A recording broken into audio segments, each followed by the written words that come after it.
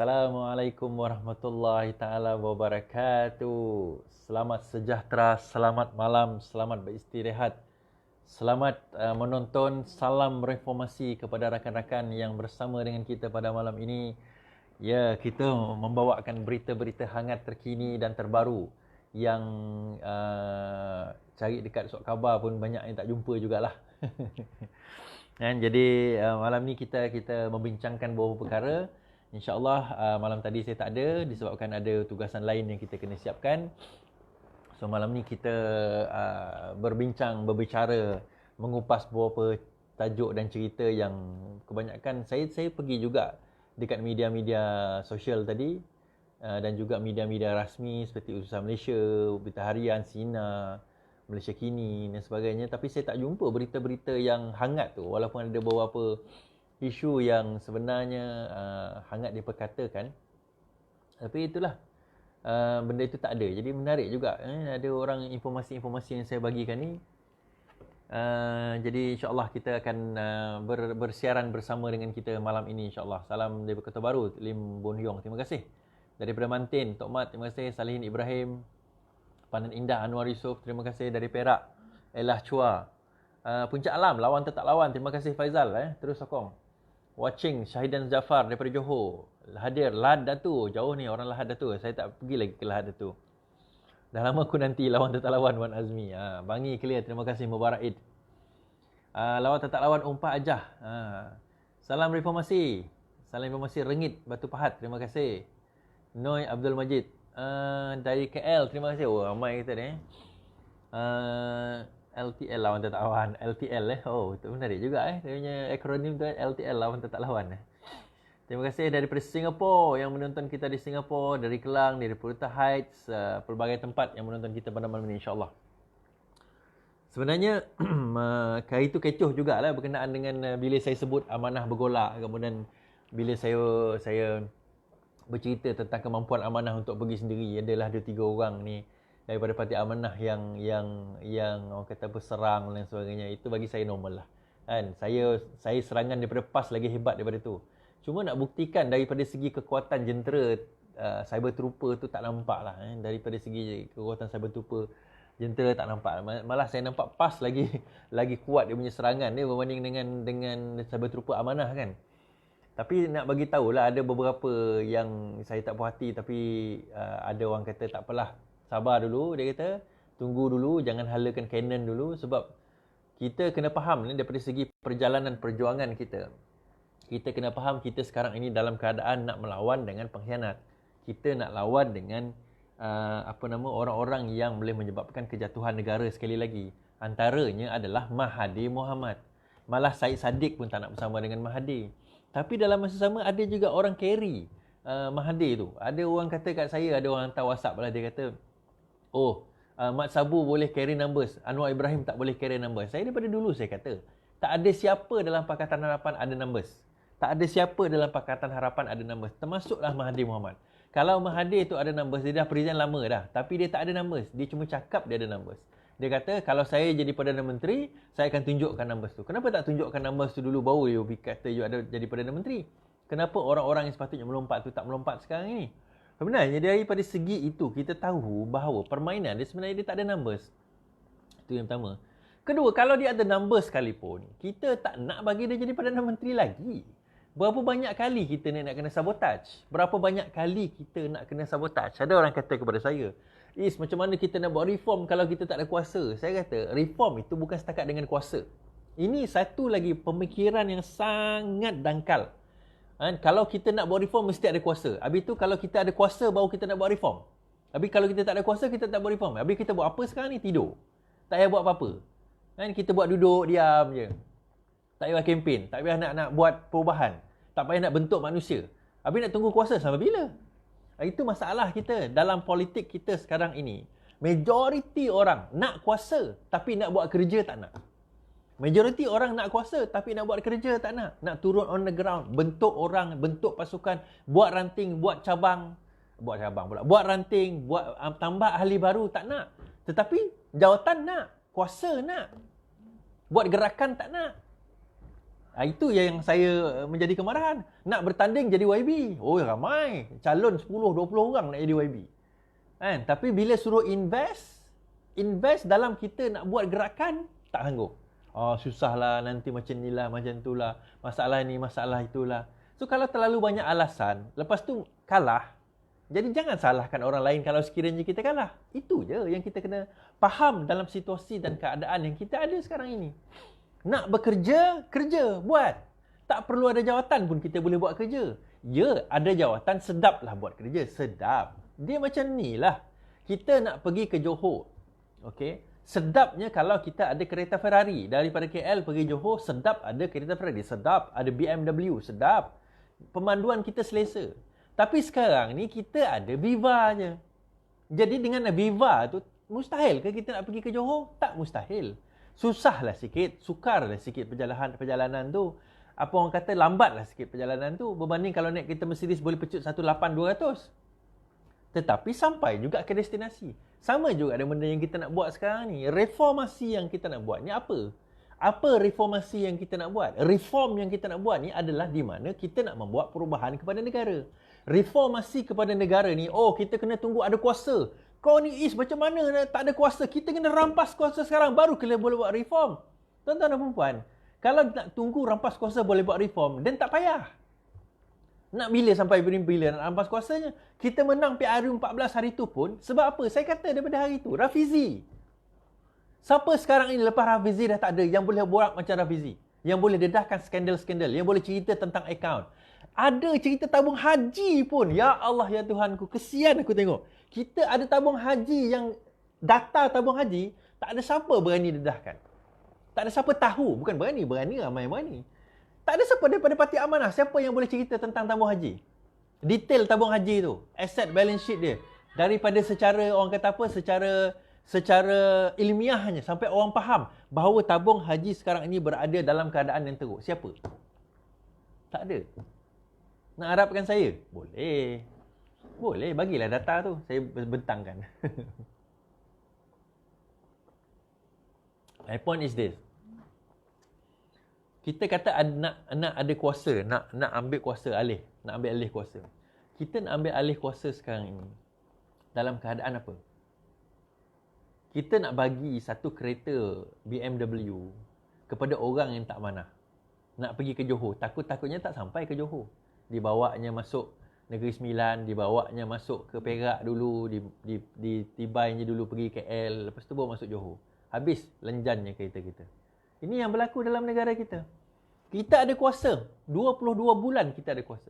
Dan kita nampak kebejatan yang dilakukan oleh geng-geng kartel dan juga geng-geng daripada Bersatu ini. Ada orang kata, alah Azmin Ali zaman orang PKR, parti engkau lah yang dulu yang buat masalah. Ya, betul. Tetapi tahukah anda bahawa Azmin Ali itu tidak ada dalam senarai kami. Tidak ada dalam senarai yang sepatutnya menjadi menteri penuh di dalam kerajaan Pakatan Harapan selama 22 bulan itu. Yang membawa dia ke dalam kabinet adalah Mahathir Mohamad. Yang membawa dia ke dalam kabinet adalah Mahathir Mohamad. Kenapa? Sebab dia nampak bahawa antara lainnya Azmin ini adalah orang yang boleh menyaingi Datuk Seri Anwar Ibrahim. Azmin is the next leader yang dia boleh kontrol. Anwar dia tak boleh kontrol. Azmin dia boleh kontrol, Anwar dia tak boleh kontrol, katanya lah. Tapi nampak gayanya tak adalah sedemikian rupa. Masih juga dia tak boleh kontrol. Akhirnya dia khianat juga dengan Mahathir kan. Kata kita lah, kita tak tahu sekarang ni macam mana. Okay, moving on. Terkini, menarik sebenarnya ada satu rancangan, satu pendedahan terbaru. Ini panas saya bawakan pada malam ini insyaAllah. Bahawa kalau kita faham Mufakat Nasional sekarang ni dia ada dua parti, iaitu UMNO dan juga PAS. UMNO PAS ni bergabung membentuk satu Mufakat Nasional, gabungan orang Melayu Islam. Namun begitu, baru-baru ini timbul satu kenyataan mengatakan bahawa Bersatu akan menyertai Mufakat Nasional. Dan ada di antara pimpinan UMNO dan juga pimpinan PAS yang tidak bersetuju Bersatu menyertai Perikatan Nasional, kerana katanya bahawa Bersatu ini Perikatan Nasional, Mufakat Nasional, kerana Bersatu ini sekarang ini nak buka parti dia kepada non-Muslim. Now, untuk makluman, terdapat maklumat dalaman lah. maklumat dalaman, ini rumours lah betul atau tidak, bahawa dalam keadaan sekarang ini yang membawa Bersatu masuk ke dalam Mufakat Nasional sebenarnya adalah rundingan daripada Zahid Hamidi sendiri. Ini PAS tak tahu. Rundingan belakang ini PAS tak tahu. Sekarang ini kenapa dia nak bawa Bersatu masuk ke dalam Mufakat Nasional? Suka atau tidak, kita kena faham Perhimpunan Agung UMNO, pemilihan parti UMNO akan berlaku tidak lama lagi. Pemilihan parti UMNO akan berlaku tidak lama lagi. So daripada segi kekuatan tu sebenarnya, suka atau tidak, Zahid Hamidi risau dalam keadaan kes-kes dia yang ada sekarang ini. Ada kemungkinan bahawa beliau akan didapati bersalah sebagaimana Najib didapati bersalah. Jadi dia perlukan sokongan Muhyiddin Yassin bagi memastikan kelangsungan hidup politik dan juga kelangsungan hidup dia sendiri daripada dia dapat tidak bersalah dalam kes-kes yang akan dibicarakan tidak lama lagi. Menarik Perhimpunan Agung UMNO nanti, saya nampak Hishamuddin, kalau betul-betul dia nak bertanding lah, saya minta supaya dia bertanding timbalan presiden dan jangan bertanding lawan presiden. Kenapa saya kata timbalan presiden? Dia macam ni. Berkemungkinan Zahid tak ada orang lawan. Berkemungkinan Zahid tidak ada orang lawan. Dia akan menang tanpa bertanding. Dia akan menang tanpa bertanding. Namun begitu, yang banyak yang tak nampak, maksudnya daripada segi kekuatan dia, yang maksudnya 50-50 kalau dia nak bertanding. Kalau sekiranya Hishamuddin lawan Zahid, berkemungkinan Zahid boleh menang. Daripada segi grassroots, Zahid kuat. Tetapi kalau Tok Mat lawan dengan Hishamuddin di peringkat timbalan, itu 50-50. Dan kalau sekiranya Hishamuddin pandai, dan dengan nama dia, dengan kedudukan dia ada, dengan keuangan yang dia ada, sebenarnya dia boleh menang timbalan. Dan dia perlu bertanding timbalan je. Kenapa dia perlu bertanding timbalan? Bayangkan kalau dia bertanding timbalan. Sedang dia bertanding timbalan, tiba-tiba Zahid Hamidi didapati bersalah. Bila Zahid Hamidi masuk ke dalam, jawatan presiden akan kosong. So, bila jawatan presiden akan kosong, secara naturalnya timbalan akan naik. So, kalau dia bertanding presiden, tiba-tiba dia kalah, dia tak ada peluang lah. Tetapi kalau dia bertanding timbalan, peluang dia itu ada. So, kita tengok nanti. Dalam Perhimpunan Agung UMNO, saya tak tahu, rasanya tahun ni rasanya. Sebab last, I think 2018 hari tu, dia punya Perhimpunan Agung UMNO ni, pemilihan parti dia. So, kita tengok pemilihan Perhimpunan Agung UMNO ni sama ada akan berlaku satu pertemuan atau tidak di antara pimpinan-pimpinan ini. Dan kalau berlaku pertemuan tersebut, bagi saya ia adalah suatu benda yang sangat menarik untuk kita lihat dan melihat kepada teori yang saya nyatakan sebelum ini, bahawa terdapat usaha untuk Hishamuddin take over UMNO, terdapat usaha bahawa Azmin untuk make sure Hishamuddin take over UMNO, mereka akan membentuk satu mufakat nasional di mana mufakat nasional UMNO yang dikuasai oleh Hishamuddin, Bersatu yang dikuasai oleh Azmin dan juga Muhyiddin, kemudian PAS yang mana PAS ni dia lembu cucuk hidungnya, dia main ikut je.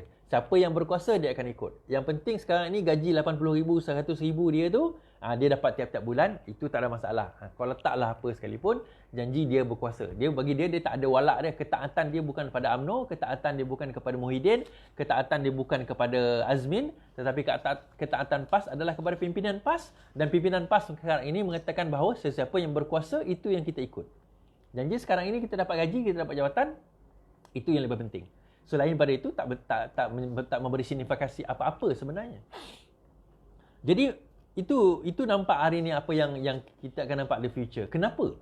Kenapa benda ini yang sekarang ini kita lihat? Hari ini Merdeka Center ada mengeluarkan semalam Merdeka Center ada mengeluarkan satu kajian. Dan daripada kajian tersebut, dia mendapati bahawa dia buat survey lah kepada sejumlah rakyat Malaysia. Dan daripada survey tersebut, satu yang menarik yang didapati adalah lebih 60% rakyat Malaysia melihat bahawa Muhyiddin Yassin dengan pandangan yang positif, dan hanya lebih kurang I think less than 20% yang melihat Muhyiddin dengan pandangan yang negatif. Maksudnya daripada segi glamour, daripada segi baik, daripada segi image, sekarang ini Muhyiddin is leading. Ini kita cerita. Kemudian daripada segi Perikatan Nasional, nampak gayanya daripada kajian tersebut, majoriti melihat Perikatan Nasional dalam kadar yang positif. Perikatan Nasional ini dilihat sebagai satu perikatan yang bagus. Sedangkan cuma sebilangan segelintir kecil saja melihat Perikatan Nasional sebagai satu perikatan yang tidak bagus. Dalam masa sama, dia melihat kepada Barisan Nasional Barisan Nasional 50-50. Maksudnya 30% kata positif, 30% kata negatif. Kemudian dia tengok daripada Mufakat Nasional pun lebih kurang. Mufakat Nasional ni kurang sikit. Kalau tengok daripada segi PPBM dia lihat lebih positif, I think lebih positif daripada negatif. Pakatan Harapan, interestingly, Pakatan Harapan daripada segi image is going down. Kan? Ramai majoriti rakyat melihat Pakatan Harapan dalam konotasi negatif berbanding dengan positif. Now, dia tidak ada kajian khusus kepada parti. Dia hanya melihat Pakatan Harapan as a whole, bukannya individu. Contohnya Parti Keadilan Amanah DAP tak ada. Dia melihat Pakatan Harapan as a whole, kemudian dia buat survey dan menyatakan bahawa majoriti survey tersebut melihat Pakatan Harapan dalam nada yang dalam pandangan yang negatif. Ini dipanggil perception index, indeks persepsi. Dan menarik sebenarnya indeks persepsi ini untuk kita kaji, tetapi saya tidak dapat melihat detail dia sebab kita tak tahu daripada segi demografik dia. Maksudnya dia punya sampling dia tu, dia ambil siapa, di mana, umur berapa, apa jantina, income group, level of intellectual, exposure kepada politik. So kita tak nampak benda itu secara detail. Namun begitu, daripada apa kajian ini yang mereka mengambil benda ini secara positif dan Mufakat Nasional mengambil benda ini secara positif dan melihat ini adalah peluang di mana boleh untuk mereka nak memenangi pilihan raya yang akan datang, Perikatan Nasional. Namun begitu, isu dia sekarang ini, saya tak tahu Perikatan Nasional ini sama ada sudah diluluskan atau tidak. Sabah ni kita akan tengok sama ada Perikatan Nasional ini sudah diluluskan atau tidak. Kerana kalau ikut kata Muhyiddin Yassin hari itu, SPR sudah memberi thumbs up. Thumbs up. Maksudnya bahawa Perikatan Nasional sudah boleh bertanding di dalam pilihan raya negeri Sabah yang akan datang. Satu menarik juga pilihan raya negeri Sabah ni, kita balik kepada pilihan raya negeri Sabah. Bila Amanah mengatakan bahawa mereka akan menggunakan logo warisan di Sabah. Logo warisan di Sabah. Saya tak nak komen panjang lah. Cuma bagi keadilan kita tak nak guna logo warisan. Kita ada mempunyai logo kita sendiri dan kita sedar kita mempunyai grassroots kita sendiri dan kita bersedar kita mempunyai kekuatan kita sendiri di negeri Sabah. Dan siapa yang kata otherwise tu nampaknya dia tak tahulah what's going on the ground. Macam saya kata, negeri Sabah, Parti Keadilan Rakyat mempunyai ahli kedua paling ramai di Malaysia. Di Malaysia, Sabah mempunyai ahli keadilan rakyat yang second paling ramai. Saya pergi Beaufort hari itu, daripada 4 orang pengundi, seorang adalah ahli keadilan rakyat. Dia ada 30,000 pengundi, 32,000 pengundi. 8,000 daripada 32,000 pengundi itu adalah ahli Parti Keadilan Rakyat. So bayangkan dia punya jumlah tu ramai dalam satu parlimen. Now, kita itu saya kata tadi, ada benda yang saya tak boleh nak cerita dalam live ni sebenarnya, kehangatan-kehangatan. Saya tunggu juga benda itu keluar dalam berita RTM ke, dalam Malaysia Kini ke, tapi tak nampaknya tak ada keluar berita tu. Tetapi itu saya kata bila saya sebut Amanah sedang bergolak, ramai juga melenting ramai melenting mengatakan kenapa mulut puaka lah apalah sebagainya kan. Saya kata macam ni, tuan-tuan. Bila kita ada kereta, orang tegur tayar kereta kita pancit, jangan marah. Orang tegur tayar kereta kita pancit, jangan marah. Patutnya kita berterima kasih dengan orang tu. Sekarang ini, aku nak beritahu. Dalam keadaan sekarang ini, kajian Medical Center mengatakan Pakatan Harapan dalam keadaan yang lemah. Persoalannya, apa yang kita dah buat untuk menguatkan? Apa yang kita dah buat untuk menguatkan? Apa yang you all dah buat untuk nak kuatkan? Itu persoalannya. Image you all untuk menguatkan Pakatan Harapan itu apa? Bersama dengan Mahathir. Itu je. Bersama dengan Mahathir itu, melemahkan lagi Pakatan Harapan, bukan menguatkan. Image Mahathir adalah buruk di sisi rakyat. Image Mahathir adalah negatif di sisi rakyat. Daripada daripada persepsinya. Persepsi pengundi-pengundi, image Mahathir adalah buruk. Bukan di kalangan orang lain, di kalangan ahli-ahli Pakatan Harapan itu sendiri. Jadi bila kita carry orang yang membawa kepada negatif, jadi bagaimana kita mengharapkan persepsi orang terhadap kita itu positif? Sedangkan orang kita sendiri melihat bahawa kita negatif. Seolah-olah apa? Pertama, bila Amanah menggunakan logo warisan, bila Amanah masih bergantung kepada pejuang dan Mahathir untuk nak naik, kerana kononnya nak menyaingi Parti Keadilan Rakyat, menampakkan bahawa amanah seolah-olah tidak mempunyai kekuatan sendiri untuk pergi ke depan. Kenapa perlu berharap dengan orang? Kenapa perlu nak bergantung dengan Mahathir? Lepas ni aku kena bantai lagi ya. Tak kisah. Kita nak cerita supaya amanah bergerak ke depan sendiri. Bergeraklah ke depan sendiri, bentuk kekuatan sendiri, bentuk jenama sendiri, branding sendiri. Jangan bergantung dengan pejuang, jangan bergantung dengan Mahathir, jangan berhenti dah bergantung dengan kononnya kita nak jadi kerajaan balik. Berhenti dah daripada bermain dengan persepsi-persepsi tersebut. Berhenti. Parti Keadilan Rakyat Datuk Seri Anwar Ibrahim dah announce dah. Sekarang kita jadi pembangkang dan jadilah pembangkang yang baik. Enough. Kenapa kita tak boleh terima hakikat tersebut? Kenapa kita tak boleh move on daripada perkara tersebut? Kenapa kita masih lagi seolah-olah orang yang tengah orang gian ais atau gian candu tau. Dah 22 bulan kita dicandukan dengan jawatan-jawatan, bila dah hilang candu tersebut, kita seolah-olah gian nak dapat balik candu tersebut. Come on, move on. Now bina kekuatan. Bila saya cakap macam ni, janganlah kau orang anggap benda ni sebagai attack. Anggaplah benda ni sebagai positive constructive criticism. Move away daripada Mahathir. Move away daripada pejuang. Bina jati diri kekuatan tanpa melihat kepada figura-figura ini. Bina figure sendiri. Mat Sabu, Khalid Samad. Kalau kita tengok. Nick Omar. Kita ada. Kemudian kita ada ramai figure di dalam amanah. Kenapa tak tonjolkan mereka sebagai figura yang boleh menyaingi Haji Hadi? Yalah, Haji Hadi positif, negatif itu letak tepi. Tetapi yang boleh menyaingi apa orang amanah tak ada. Kenapa tak boleh nak dibrandkan sedemikian rupa? Itu kelebihan PAS, suka atau tidak. Mereka berjaya membrandkan tokoh mereka seolah-olah macam mereka ni ulama besar gila. Contohnya macam Tuan Ibrahim Tuan Man. Wow, hebat. Ulama besar tu kononnya. Tak ada besar pun. Ilmu tak tinggi mana. Dia punya degree pun, kalau saya degree ke master, dia dalam bidang dakwah. Bukan kita mempelekehkan master atau degree dalam bidang dakwah tu. Tetapi kalau kita nak tengok level, bila seseorang yang dipanggil sebagai ulama ni, dia ada ciri-ciri kriteria dia. Kan? Di samping dia fasih bahasa Arab, di samping dia kena hafal hadis, hafal Quran, dia kena tahu tentang tafsir, dia kena tahu tentang perbezaan-perbezaan mazhab, dia kena tahu tentang lurah-lurah, dia kena tahu tentang metodologi setiap mazhab. Sebelum dia membahaskan, Tuan Ibrahim Tuan Man bawa hadis pun, hadis tak sahih, yang ditegur oleh Dr. Rozaimi hari itu. Jadi macam mana kita nak katakan dia seorang? Tetapi, tengok macam mana PAS branding. Tuan-tuan dan puan, politik is about persepsi. Persepsi is branding. Macam mana saya create brand? Ni brand saya. Kan? Kita bina negara. Ni terbaliklah. Ni brand. Kita create brand. Dalam masa 6 bulan, saya create brand. Kita bina negara. Saya create brand Iswardini Morning Official. Create the brand. Macam mana nak create brand? Tak tahu, belajar. Ini bukan marah. Ini bukan attack. Ini kita mengajar. Ini kita bagi nasihat. Create the brand. Itu saya kata tadi, kajian Merdeka Center tidak melihat komponen Parti Pakatan Harapan. Sepatutnya Merdeka Center kena buat kajian komponen Parti Pakatan Harapan. Persepsi rakyat terhadap setiap komponen parti itu bagaimana? Sepatutnya kena buat macam tu.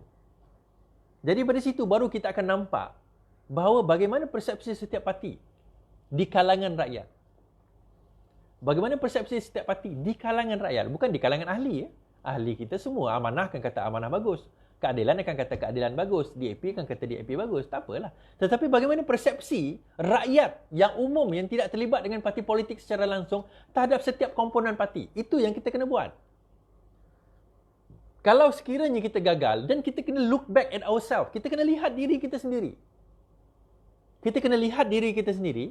So, kenapa kita gagal? Bagaimana kita membentuk supaya kegagalan itu tidak berlaku?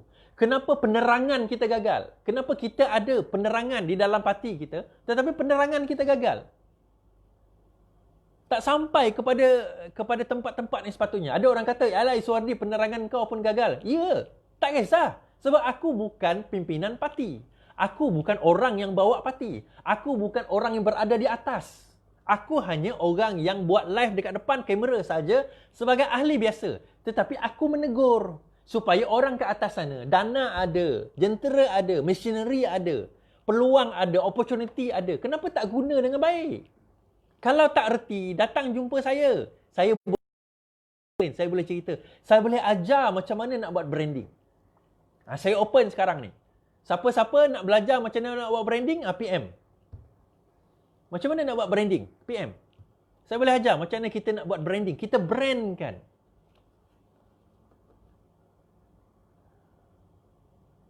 Itu kadang-kadang antara benda yang saya sedih jugalah. Bila saya buat live tiap-tiap malam, saya buat live kan. Yalah, yang support, terima kasih lah yang menonton saya hari ni dan akan datang ni, support, which is very good. Terima kasih. Saya ucapkan sangat-sangat terima kasih. Tiap-tiap malam mereka menunggu kan, saudara-saudara yang ada kat sini kan. Saya nampak ni Azin Azman ada. Saya nampak ada a few, saya tak nampak, saya nampak muka je. Yang lain saya tak tahu nama. Kita nampak mereka-mereka ni ikhlas dalam nak bersama dengan kita, nak membentuk negara yang lebih baik. Tetapi pimpinan seolah-olah kalau kita tengok gerakan tu tak ada. Minta maaf saya kata, dalam Parti Keadilan Rakyat kita ada penerangan. Tapi ketua penerangan tu pun kalau dia buat posting berapa je like. Itu bukan kaedah dia. Dia ada cara. Ya Allah.